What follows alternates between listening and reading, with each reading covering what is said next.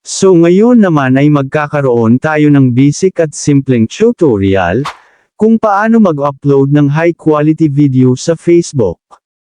Kung mapapansin nyo kahit HD yung quality ng video na in-upload mo sa Facebook, mapa Reels man yan o your story, ay nababawasan yung quality ng video mo.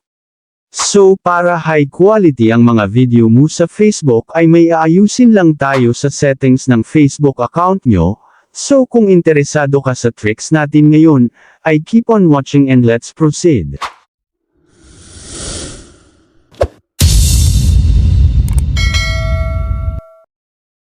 Ang first step nating gagawin ay pumunta sa Facebook account nyo. Then i-click nyo yung 3 lines sa may gilid.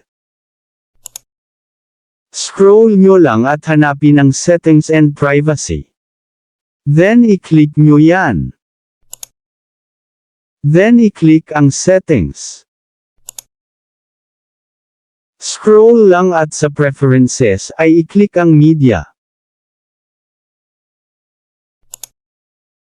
And then dito sa Video Quality, ay i-click nyo ang Optimize, para makapag-upload kayo ng high quality video, mapa Reels man yan o FB Story.